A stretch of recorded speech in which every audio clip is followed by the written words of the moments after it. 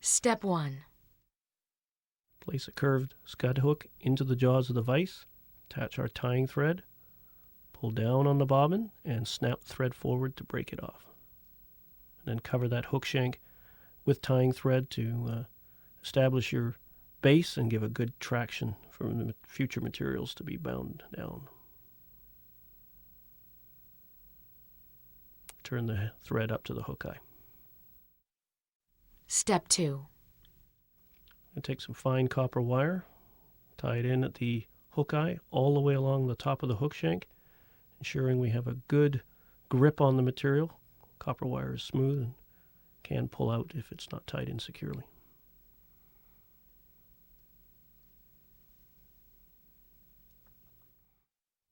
Step 3. I'm going to take some scud back, trim it to a point to ease tying in, rotate that material around, and tie it in place so the majority of the material is actually hanging out over in front of the hook eye. This will form the shell back, which will pull back over the fly once the body is formed. This allows you to really get a good purchase on the material. Won't pull out at the wrong time when you're forming the fly.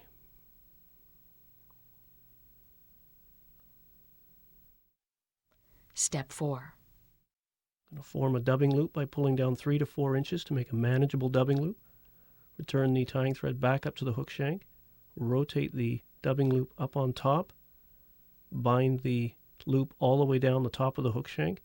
And this closes the thread right where it touches the hook shank and helps hold the materials in place. How far down the back of the hook do you go? All the way down right to where the rib is tied off. So our body starts right at the back of the fly. And we're just going to insert our dubbing tool into the loop and let it hang. Step 5. Place 2 or 3 plumes of CDC into our dubbing tool here and lay them across and then pull them down using tying thread into the jaws of the tool so they're held in place. We just come up and trim the tips and the butts of the feathers off with the scissors. Step 6. We place the clear clip and actually grasp CDC by the tips and then trim away the stems of the feathers. Step 7. We take our clip and insert the CDC into the loop by just sliding the butts in there and then pulling down on the tool to use tension to hold them in place. Place a couple of twists in the loop to hold them in place. Step 8. Take a second application and sliding in from the bottom, open up the loop just enough, pull down to grip the CDC, release the tool, and then spin the rotary head of the dubbing tool. And you can see the dubbing loop starting to form, the dubbing noodle, and the fibers radiating out perpendicular to the loop. And the CDC is just a wonderful material that's not used too often. It has lots of motion and animation, much like marabou, but perhaps its most key ingredient is its natural buoyancy from the oils located around the preen gland. That's where the CDC fibers come from, and the individual barbules on the fibers also resist sinking and add to the flotation, and this makes for a really neat pattern to use in very shallow water situations where at often times of the year, such as the late fall, you can have shrimp in there in the shallows and trout actively foraging into the marl and the weeds and grabbing those scuds as they dart about. And you need a pattern that will resist sinking, and the CDC is perfect for this. You can have a fly that sort of hovers above the debris, and you can get this fly into some pretty nasty places where trout love to root around and feed. So basically it floats so that it doesn't snag on the bottom. Yeah, you're just trying to keep your fly in the strike zone for as long as you can, so hopefully a trout will find it. And then once we've got our body formed here, just going to tie it off. Remove our dubbing tool. Throw a few extra wraps in front to lock that in place. I love to do that just about on every fly I tie. And then trim away the excess dubbing noodle.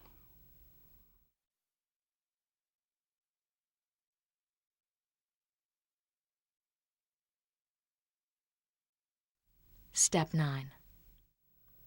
Take our wire and place a half a turn. Grab our stretch flex and pull it over the back of the fly. I notice you're not pulling the stretch flex very hard. No, you don't want to pull too hard because there is a risk sometimes that it can spring back, and you just want it in a controlled position over the back of the fly, not too tight. Obviously controlled so it doesn't fall apart, but it doesn't have to be super tight.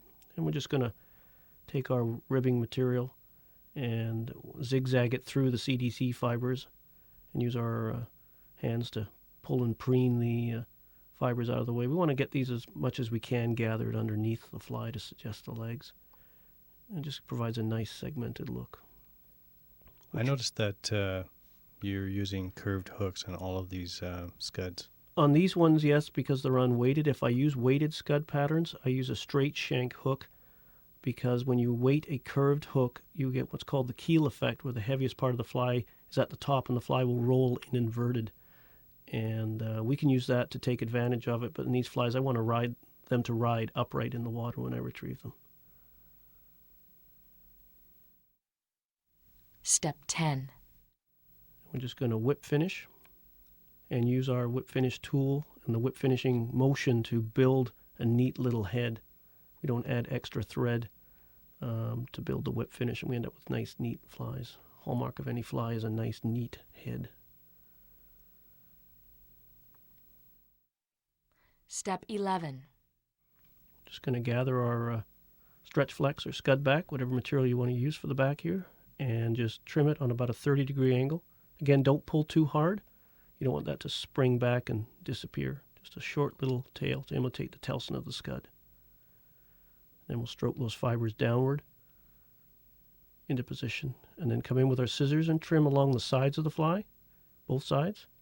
Trim any errant fibers, and we'll trim the CDC flush with the bottom of the hook.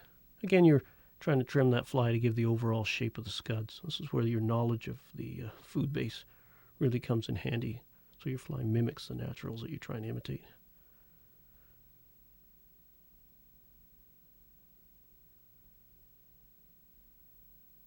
And we have a completed CDC Scud. Great little pattern to use in shallow conditions with lots of weeds.